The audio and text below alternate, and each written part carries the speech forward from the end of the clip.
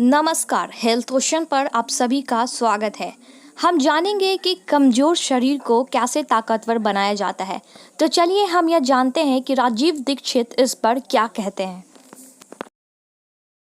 कहते हैं कि कोई भी खाना जो बना, कोई भी खाना, दाल बनी, चावल बना, रोटी बनी, बनने के 48 मिनट के अंतर इसका उपभोग हो जाना चाहिए। यह दूसरा नियम, दूसरा सूत्र है। कोई भी खाना बना, बनने के 48 मिनट के अंदर उसका उपभोग माने कंजम्पशन हो जाना चाहिए। रोटी बनी, बन गई, अब 48 मिनट के अंदर खा लीजिए। चावल बन गया, 48 मिनट में खा लीजिए। दाल बन गई, 48 मिनट में खा लीजिए। खीर बन गई, 48 मिनट में खा लीजिए। सेवई बन गई 48। ये 48 मिनट का चक्कर क्या? 48 मिनट, 40 मिनट भी नहीं, 50 मिनट भी नहीं, 48 मिनट। तो भागवत जी का जीवनी जब पढ़ा तब मुझे पता चला कि वो बहुत बड़े मैथमेटिशियन भी थे। आयुर्वेद के तो चिकित्सक थे ही, मैथमेटिक्स के बड़े पंडित थे। तो उन्होंने जितने कैलकुलेशन किए हैं वो सब इसी तरह के हैं, 42 मिनट। अब ये जो मिनट है ये मैंने जोड़ा है। भागवत जी ने लिखा है 48 पल। हमारे यहां जो होता है ना, पल होता है, क्षण होता है, प्रतिपल होता है। हमारे यहां जो समय की नापने की डिग्रियां हैं वो पल है, क्षण है, प्रतिपल है, वगैरह वगैरह। ये जो मिनट का चक्कर है ये तो यूरोप और अमेरिका से आया हुआ है। ये मिनट आपको समझता है, पल समझता नहीं, इसलिए मैंने इसमें जोड़ दिया है। हालांकि एक मिनट एक पल के बराबर नहीं है। एक पल एक मिनट से थोड़ा कम है। अगर भागवत जी के कैलकुलेशन में करूं तो एक मिनट का 52वां हिस्सा एक पल है। और भागवत जी कहते हैं कि लगभग भोजन बनने के 50 पल के अंदर आप उसको कंज्यूम कर लीजिए। तो मिनट मैंने कैलकुलेट किए तो वो 48-47 के आसपास आता है। ये कैलकुलेशन है। तो जो बना हुआ भोजन है वो आप 48 मिनट में कर लीजिए, तो आपके लिए सबसे ज्यादा पोषकता देने वाला है। जो इसके बाद आप भोजन करें तो धीरे धीरे उसकी पोषकता कम होने लगती है। अगर आपने 6 घंटे के बाद किया बनने के बाद तो पोषकता कम हो जाएगी, 10 घंटे के बाद और कम हो जाएगी, 12 घंटे के बाद बिल्कुल ना के बराबर, और 24 घंटे के बाद तो खत्म, बासी हो गया। बासी शब्द है ना, ये भागवत जी का है। 3500 साल पहले ये शब्द था, बासी हो गया जी।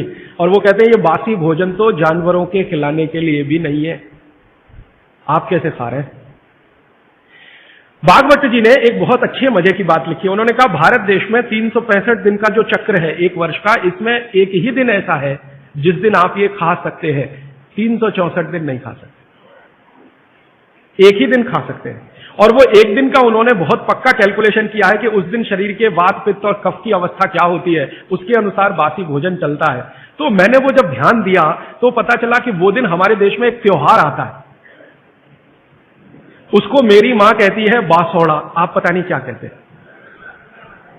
एक ही त्योहार है अपने देश में जिस दिन हम बासी खाना ही खाते हैं।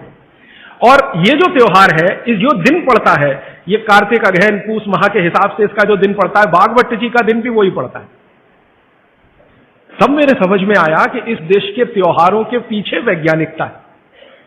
त्योहार ऐसे ही नहीं तय हो गए, इस दिन होली होगी, इस दिन दिवाली होगी, इस दिन ये होगा, इस दिन, इनके पीछे कुछ कैलकुलेशन है। भागवत जी का कैलकुलेशन है कि शरीर में 3 दोष हैं, वो आप सब जानते हैं, वात, पित्त और कफ।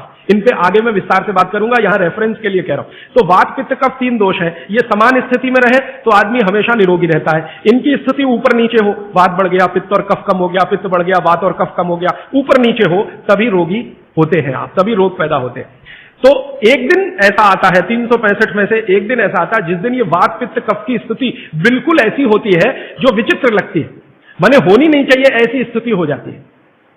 तो भागवत जी कहते हैं कि उस स्थिति को काबू में लाने के लिए बासी खाना ही चाहिए जिसकी पोषकता पूरी चली गई हो। क्योंकि जिस दिन ऐसी स्थिति आती है उस दिन शरीर को प्रोटीन नहीं चाहिए, प्रोटीन बिल्कुल नहीं चाहिए।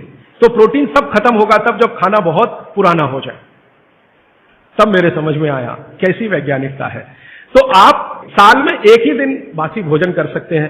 अब आप देखो कि एक दिन के लिए फ्रिज लगेगा साल में, तो 364 दिन की बिजली क्यों खर्च करना उसके लिए, और 364 दिन का इतना स्थान क्यों घेर के रखना।